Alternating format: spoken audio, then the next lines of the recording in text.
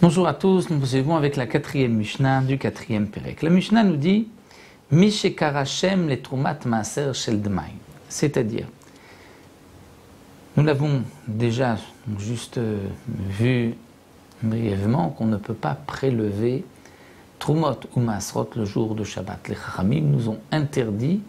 de faire ces prélèvements le jour de Shabbat. C'est comme metaken, c'est comme si on arrange les fruits, puisqu'avant on ne pouvait pas les manger, et ensuite, après avoir prélevé trumot ou maasrot, on pourra les manger. Les Chachamim nous ont dit, on ne peut pas prélever les trumot ou maasrot pendant Shabbat. D'ailleurs, même les trumot ou maasrot qui ont été prélevés avant Yom Tov, par exemple, la Mishnah nous dit dans Masechet Betsa qu'on ne pourra pas les amener, les prélèvements au Kohen ou au Lévi,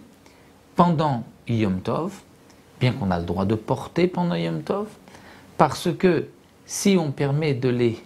donner au Kohen ou au Lévi pendant Yom Tov, on risque de prélever aussi pendant Yom Tov, ce qui est interdit. Alors là, le Tana de la Mishnah nous dit Mi shekar Hashem le trumat maaser shel dmai. Celui qui a acheté une récolte de maïs, et il a désigné avant Shabbat, il a dit la trumat maaser que je dois prélever va être donc prélevée au nord ou au sud donc des fruits que j'ai devant moi. Donc il a fait comme la rue Kriyat Shem, c'est-à-dire il a désigné l'endroit et c'est suffisant pour que le prélèvement soit considéré donc comme valable et qu'on peut ensuite manger le reste de la récolte. Pourquoi le Tana nous parle de Trumat Maaser Shel Dmai, bien sûr, nous explique le Barthénora, parce que si c'était du Vadaï, d'une récolte où les prélèvements n'avaient pas été prélevés, ce n'est pas à l'acheteur ou au propriétaire de faire ces prélèvements, puisque lui, il donne la Trouma au Kohen, ensuite il prélève le Maaser Rishon qu'il donne au Lévi, et c'est le Lévi qui prélèvera la Trumat Maaser. Donc le Tana nous dit ici, la Trumat Maaser que je veux prélever, c'est obligatoirement de Dmaï, puisque là ce n'est pas le Lévi, puisque je ne suis pas obligé de donner le Maaser Rishon au Lévi, je vais juste le prélever, et ensuite je prélève la Trumat Maaser. Donc celui qui a désigné la Trumat Maaser du Dmaï, ou le Maaser Ani Shel Vadaï, ou bien le Maaser Ani, donc ce deuxième prélèvement, un dixième de ce qui reste, Shel Vadaï, d'une récolte Vadaï où on n'a pas eu de prélèvement, eh bien, Lo Itelem Be Shabbat, il ne pourra pas ensuite les prendre pour les donner au Kohen. Il a désigné un endroit, les prélèvements ont été faits, eh bien il ne pourra pas les prendre pendant Shabbat pour les donner au Kohen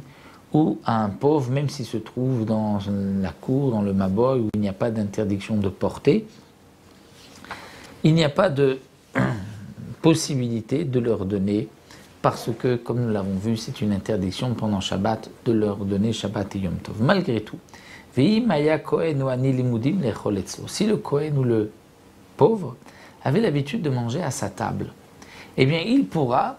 leur donner à manger de ses fruits, donc pour le Ani, le pauvre, le Maaser Sheni, pour le Kohen, le Trumat Maaser.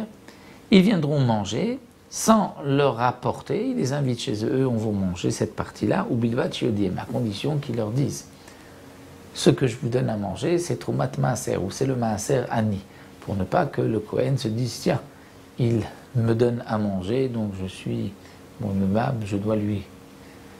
le remercier pour ce qu'il me donne à manger. Non, ça appartient de toutes les manières au Kohen, donc il ne lui a pas fait